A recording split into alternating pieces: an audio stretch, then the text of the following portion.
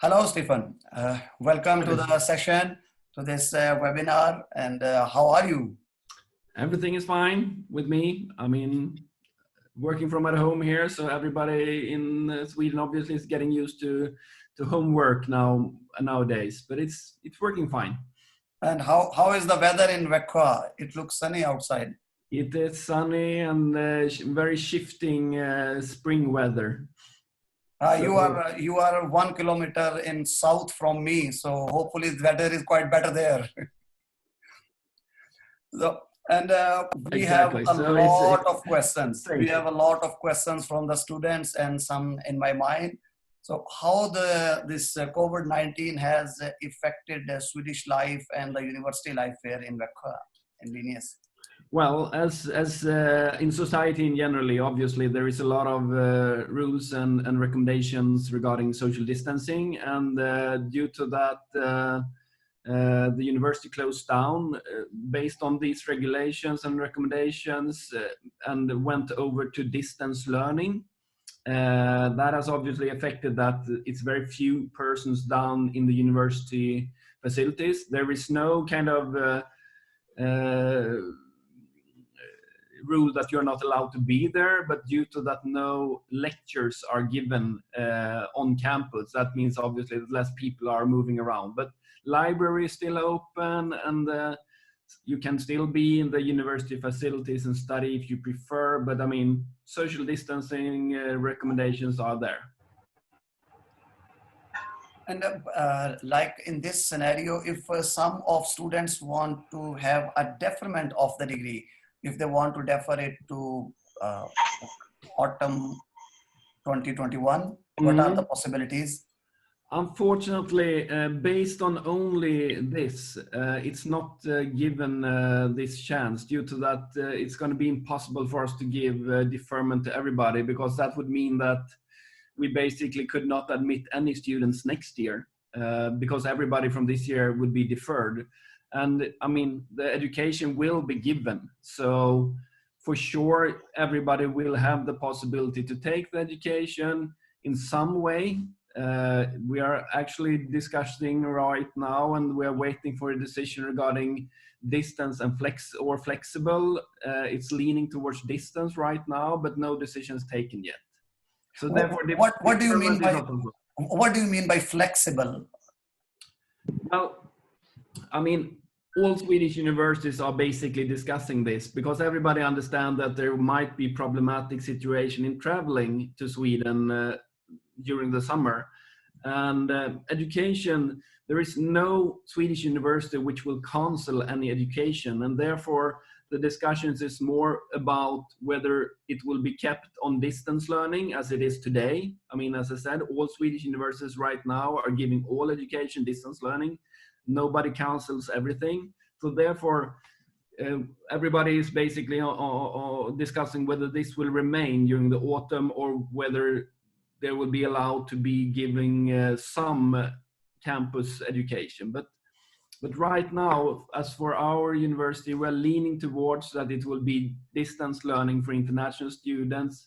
And then the next part of all of this is obviously what the board migration would say. So there is constantly ongoing discussions with the board of migration regarding how they will look upon if universities moves to keeping distance learning during the autumn. Because I mean, still, it might be possible for students to come here, but we need that decision from the migration agency. Okay, so if Linnaeus University select to be online or distance, and what will be the tuition fee refund policy? Will they deduct the administrative charges, or it will be fully refunded? As it is today, you know, we have no difference between distance learning or campus learning when it comes to tuition fees. I mean, some programs are given distance and campus, and the tuition fee for these programs are the same, no matter what study technique you deal with. So we will keep the tuition fees at the same level. Okay, so no deduction or a flat scholarship. And what will be the last date to pay the tuition fee? I mean, as you all know, 15th of May was the last date if you applied for accommodation, but there is also like the last date which you can pay with, and not keeping the housing guarantee, and that would be 15th of June. So they can apply and is there any possibility because of this COVID-19 that Linnaeus will start some spring sessions or some forward classes from autumn? No Swedish university would do like that. So it's only about distance learning or campus learning or flexible learning. So everything will be given as normal as possible when it comes to weeks when it's studied. It's only how it will be studied that might be affected. So, okay. And is there any possibility for the students to have a scholarship in second semester or in second year if they are admitted and start studying? We are obviously giving out scholarships as always, both for the autumn start semester. Some of you hopefully have already got scholarships, and then from the second year you can also apply for scholarships. So we offer nothing from the second semester, but we have a scholarship round for current students every year, which are for students in ongoing studies, and that's from the second and third year you can apply if you study a bachelor, for example. Okay, it's not for a second semester, it is for the second year. Yeah.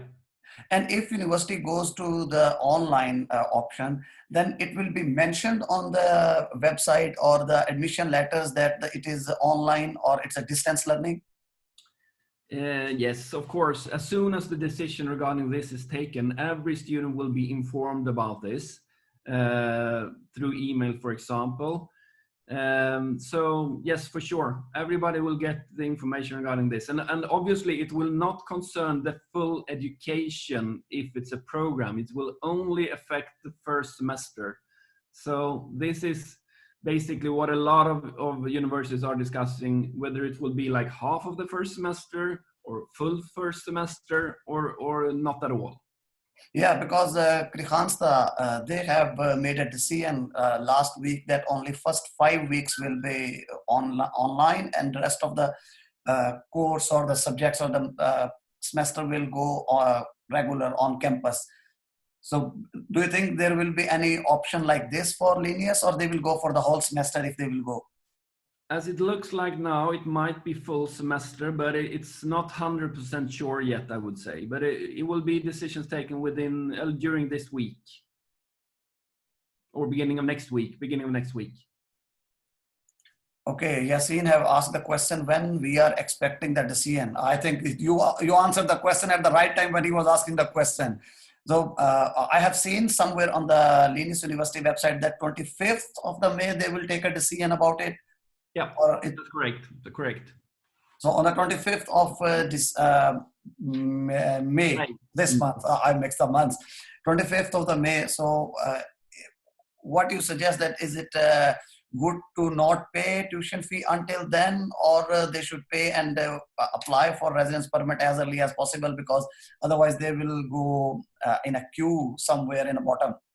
Well, according to the statistics from the Board of Migration Agency, 1/3 out of how many applied last year has applied for residence permits. So I don't think there will be a big problem for the migration when it comes to a queue. So my recommendation would be to wait until the 25th of May, because if you haven't paid already, then you have already missed the 15th of May deadline. So wait until you have it crystal clear regarding what it is that you are paying for, which you will know after 25th of May. So the next kind of deadline to follow would be 15th of June. And then obviously it's not good to pay just the days before, because there is still a queue, and you need to get things solved rather quickly still. So pay around 1st of June would be my recommendation. Yeah, and well, Migration Board is actually working as normal. A couple of students in Pakistan already got the decision, and one of our students, she got appointment of 1st of June from the embassy for biometrics. So it looks that Migration Board and the embassy in Pakistan is working as normal. Yeah. So it's only the thing what the universities or the government here in Sweden will take the decision about the distance or on campus. Exactly. And they have recently extended 1 month of the border lock with the Scandinavian countries. Like for Linnaeus students, we often use, like not often, always use Copenhagen, Denmark's airport. So do you think it will affect the decision of the university? Well, travel regulation, as I said, is the most one of the more important things to keep a track on now also. But as you say, it's more relevant to look at the Denmark regulation in this, because obviously you are allowed to exit Denmark. So basically, even if they will have regulation towards entering from Sweden, it will be okay going from Denmark to Sweden, most likely. Okay, so it will be what I understood is that it will be the combination of all three things: the government policy, the university policy, and the neighboring countries' policy. It will collectively decide that either you will be able to come to Sweden or not for the autumn 2020. Yeah, and obviously at this stage, I mean, for every you will have the possibility and chance to study. That will not be any problem due to that. Whatever happens, will most likely be possible to also study distance learning. So it's more about the migration agency praxis in the cases where it will be partly distance. We hope that they will come to a conclusion that it will still be okay to get the residence permit due to that you are to come to Sweden as soon as possible, basically. And if the Board of Migration, which we think and hope will decide that they will give residence permit based on the fact that these educations might be partly distant, that will not cause any kind of problem regarding the residence permit, then obviously you could travel to Växjö as soon as travel regulations has eased up. And if a student has already paid the tuition fee for Linnaeus, and then Linnaeus decided to go online, and the student don't want to study online, will he get the refund, or what will be the rule for him? Right now, the rule would obviously be that we refund, but we charge still the administration fee of 5,000. I will discuss this and talk with the Office of Student Affairs about this, because I think would be rather decent and recommended that there would not be any administration fee in such a situation. But right now, there is still administration fee of 5,000, but you will get your money back if you have already paid. I mean, for those of you now trying to decide, I think it's better to wait, as I said, until these things are crystal clear. And I think that would be also clear around the 25th, what rules, if there would be any kind of waiving regarding this or not. Okay, so basically right now university is on campus and all the rules are according to on-campus classes. So when you will decide to go online, then university will decide what will be the rules for online in case of refund or all the things. They will decide whether it will be some waiving based on the fact that you are changing study way. Okay, and is there any possibility for the students, if students came here and changed their 2-year degree program to 1-year degree program? I mean, that is no difference regarding that. The kind of situation regarding changing from a 2-year to a 1-year, that is still the same. It's all a matter of places and possibilities within every program. And we have one problem in Pakistan, that mostly students don't have their bank account to pay the tuition fee, and they mostly use money transfer companies like Western Union, MoneyGram, RIA, and all those money transfer services to pay the tuition fee. Is it fine, or? It is okay to pay with money transfer as long as it's crystal clear who has paid, so that this information can be collected and found from the bank our bank when we receive the payment. So as long as it's very clear who made the transfer, then it's okay. according to what the financial department said here at Linnaeus University when I asked them the other day. And what about the refund, as we have a couple of years back, like last year? Yeah, as I said, as soon as it's very traceable who paid, then it's going to be fine. They have to have their, like whenever they pay, they have reference number on it and they have their name on it. So it is always very much clear. Otherwise, it will not shown up as a tuition fee. Yes, I think, as you say, this is something that the financial department found out when they looked at this last year, and now they have understood that it's always traceable. Okay, so it will not be a problem because according to our last year experience, we strictly asked students not to pay through the Western Union and RIA kind of services because it's hard to get refund in those accounts. Yeah, but it should be no problem. But I recommend, as always, if there is possible to pay through other systems, use them. And, when we have this international round finished and we have a second round of selection, is there any possibility for the students to apply for scholarship in second round or as a late applicant? Sorry, what do you mean? The scholarship for the late applicants, is there any possibility for them? No, late applications, no scholarships. What we actually will do this year with all, I mean, obviously we understand that there might be more students which drop off due to that, the corona situation generally. But the scholarship funding which we will get from the students dropping off, we will use for students in ongoing studies. So there will be more scholarship for students that are currently studying at the university this year. Okay, and it is allowed to come to Sweden with the family. And does university provide some family accommodation? As it is today, unfortunately not, because we don't have these kind of accommodations block rented. Okay, so if they are coming with family, they have to fix their accommodation. Exactly. And the best recommendation is that the main applicant should come alone and find a good accommodation and then invite their families to join them instead of having some hassles or a bad patch of initial start here in Sweden. Exactly. It would be definitely better, especially now in this situation also with Corona and everything, that if you're traveling with family, always go by yourself as a beginning and solve the practical matters by yourself during the first months. It's also a lot of things to concentrate on in the studies because it's a lot of things that are new and it's the first time that you do them. So therefore it's important to take that part by yourself, I think, and also being able to concentrate on the studies. Yeah, so the best solution is basically in our culture, it is quite common that you drop in somewhere in some cities and find out some relations and then find out accommodation quite easily. So people think that it's going to work here in Sweden as well. Exactly.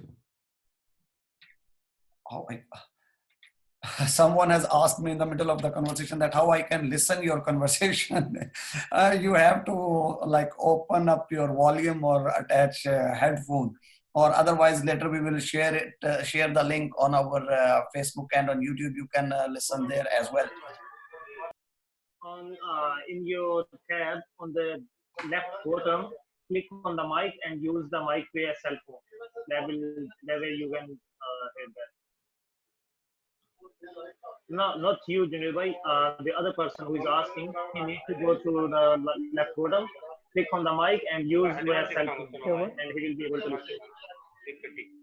Okay, I hope you understand what he said, that you have to enable yourself to like unmute for the use your mic to your cell phone. No, he's not talking about how he can talk. He is talking about how he can listen. Yes, I know. But the thing is, when you join the first time, you need to unmute your mic. Like you need to click on that. Okay. And then use it with your cell phone. It's for the users, for other users, not for you. Okay. Hopefully it will help. This question actually lost me in somewhere that where we were in the conversation. And if we were talking about the accommodation that we will go there and someone will find it. Yeah, for the families accommodation, but for the international students accommodation, it is available with a dorm, with the private washroom and shared kitchen. Yeah, and also, as I said, the deadline for payment and to get the guarantee, as you know, were 15th of May. I don't know exactly what will happen now, actually, because obviously, as the situation is, we have less students queuing for the accommodation than generally, which means that it could still be possible to get accommodation if you pay late now after 15th of May. I don't know this yet, though, because it depends a little bit on what they have decided to do with the accommodation. It could be that it has gone back to the housing company due to that we didn't have that money that paid before 15th of May, or it could be that we will give them to students also paying late. But I can't really tell yet how it's going to be regarding this, because it's very newly decisions taken regarding a lot of things in consideration to this. And is there any possibility that university will make a mixed kind of educational system, that they start both at the same time on campus and online? And if a student like get the residence permit or will be able to join the classes in middle of semester, like October, November, somewhere they can come and join? It could be. I mean, actually right now, the decision that everything is leaning towards is that everything that are for national students will be on campus. But for international students, it will be distance learning. I guess that this is also partly based on the fact that it's very mixed in different countries on what stage the corona situation is. And just to make it clear that every international student will be able to follow the education they are admitted to, they will be given the chance to study it online. For the national students, we think that things will be back to normal when the autumn semester starts, and that means that it will be campus education given. But as I said, for students from countries where there will be no travel restrictions, it will be most possible to travel to Sweden and be on campus, meet up with your study friends and everything, but it might be the lectures will be given digital. So this is basically just why the decision are leaning towards this solution. It's just to assure that everybody admitted will have the chance to take the education, the course, no matter what the travel restrictions will be in the world. Mm-hmm. And again, back to to the deferment, that you said it is not possible to defer every student. But is there any chance for, like, case to case, if someone apply for the deferment, does it have some possibilities that they will be deferred, or it is straight away no? There is, I mean, there is no cost for applying for deferment, and if you think that you have a rather specific reason, sure, apply for it. And like the English course, very popular, it's get cancelled for the autumn. Is there any possibility to be offered it again in spring 2021? Yes, we think it will start again from the spring, yes. Mm-hmm. And the other courses, there are a couple of courses for the one semester, like Peace and Development 1 studies. If it goes to online, so then it's the whole course, it's gonna be online. It seems like it right now. As I said, 25th of May, we will know better. Mm-hmm. So is there any question? If someone has any question, please let me know. Otherwise, I think we have asked all very, like it was some kind of rapid fire questions. We just keep asking questions, because these are the questions we are facing like every day, and the things are still unclear. And I think after the 25th of May, we have a very clear picture, and then we will be in a better situation. If we knew it that it's gonna be 25th, then we arrange this webinar after the 25th. But seems that things are going towards might be distance for the international students. But the online classes might not be very much interesting for many of the students. Now, like these questions are already actually asked the guys who have joined us now. That if a student don't want to study online, then he is able to apply for the refund, and the refund policy in case of online will be clearly stated after the 25th, if I am right. Yep. And yes, the English course will be available. These are the questions. Now it's start repeating the questions. And I can also add in that every Swedish university has been a bit frustrated towards the migration agency and also the education ministry. Due to that, we are waiting for clear answers regarding what will happen regarding the residence permit process. But it seems like we will get some answers within the next week regarding this also. I mean, for example, what will happen regarding distance learning or not, and this kind of thing. So we think that there will be some kind of clearness in this within a week also. And there is one very logical question that the courses or programs which have a lot of practical work like chemistry, and how those students can gonna study online? They don't have all the chemicals at home. For sure. My guess is that some of these more practical examinations and other things might be pushed for a later semester or something like that. I don't know actually exactly how it will be solved, but that's the only answer I can give on that. I truly understand the question.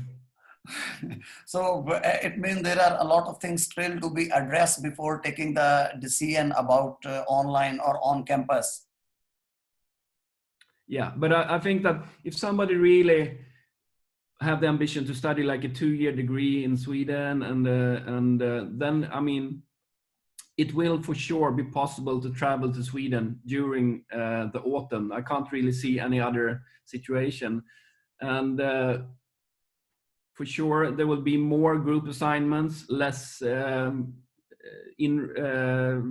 tests in classrooms, but it would be rather normal situation during the autumn, even for students if they would be studying distance learning. So as long as the migration also agency will allow you to come here, it will be possible to come during the autumn. But if the classes are online, that you are not allowed or eligible to apply for a residence permit. Yeah, but I mean, still, the admission letter says something else. So it's all about whether, and it's also only part of the education that would be distance. So the main part of the education will still be on campus. So for example, we will not change anything in the notification of selection result and everything. So no matter we go to distance, it still only will be like that part of the semester or the full autumn semester. And I hope that the board of migration will look at the full education. It might be that they take different decisions regarding short courses compared to full programs in this. Let me grab what you said, because this is really a very interesting point to understand, that the admission letter will remain the same which they have on campus classes. Yep. And students still have the option to apply the residence permit for the whole degree. And still the chances are there that even the classes are online for the first semester, they might get a decision, positively decision to come to Sweden, and then they can like use the library and classrooms and everything here. Exactly. I mean, today it's still okay to use the library here at the university, no matter that everything is distance learning here. So for sure. And as I said, for the national students where we have the language of instruction Swedish, everything will be given back on campus from the autumn as it looks now. Okay, that is actually a very good news. In the only good news in the whole session, that students still have the option, and the student who have already paid the tuition fee, then I will recommend them to apply for a residence permit to at least go for what they have planned for. Exactly. Okay. And it's actually not very much relevant to you. The student asked for how much the bank resources we have to show. Basically, it's a bit confusion among the migration's website and when you are going to apply for a residence permit. On migration's website, they have given the example of 13 months only. And students get confused that might be they have to show the funds for only 13 months. But when you are going to apply for a residence permit online application, if you have a refund for the 13 month, it will say that you have insufficient funds. So you have to pay, you have to show the funds for 3 years. 3 years means 30 months, 10 months a year, which is the educational period of 1 year in Sweden. So to 8,500 something, like to be safe side, 8,600 multiplied by 30 for you who are gonna apply for 3 years residence permit. And Linnaeus University is part of some pilot project in which the students gonna get some extended visa. Exactly. We are part of a project where the migration agency is trying to also give longer residence permit, because they don't either want to have a situation where they have to do a lot of prolonging of residence permits. So therefore, instead of just giving 1 year, they are trying to give like 2-year residence permits directly for some groups. Okay, so they don't have to apply for extension when they are here. Exactly.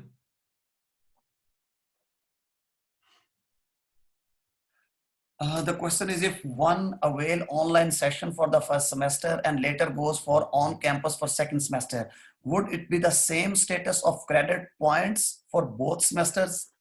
Yep.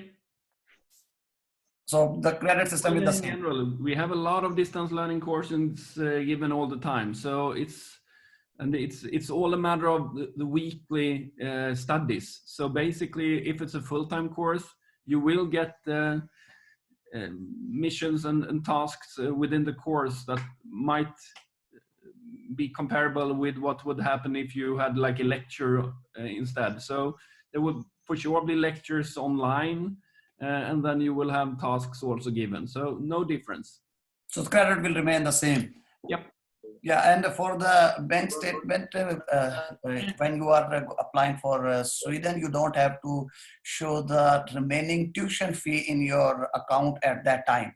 So it's only for the living which you have to show. Yep. Yes, Linnaeus University is on campus as for today, and the final decision they will make on 25th of May. But even then, if they go online, the admission letter will remain same.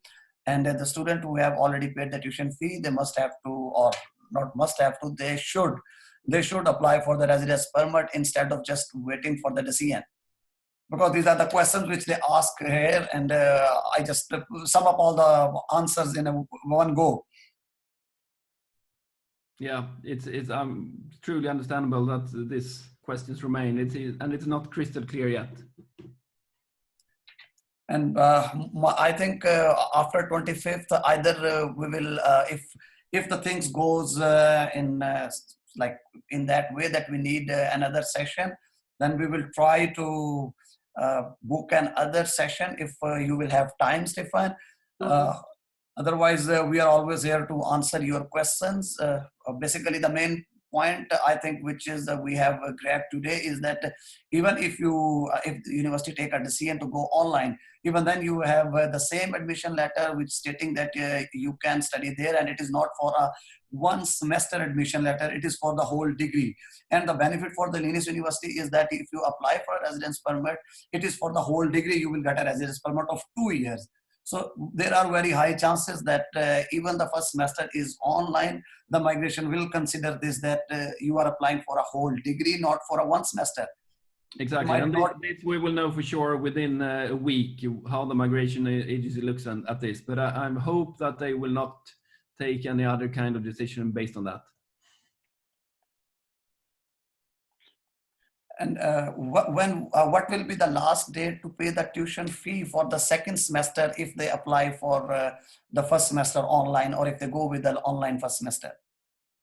I mean, second semester payment, as always, when you have started your studies at Linnaeus University, it's only demanded that you pay before the semester starts. And the semester in spring semester starts in the middle of January. So as long as you have paid before the semester starts, it's okay from our side.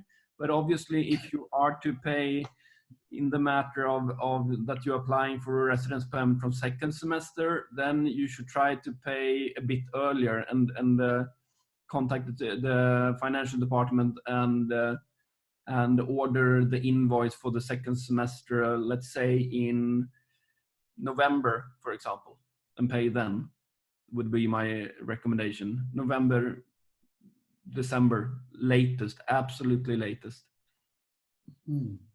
And if a student is admitted in 3-year program, is there any possibility that he will get a residence permit of 3 years?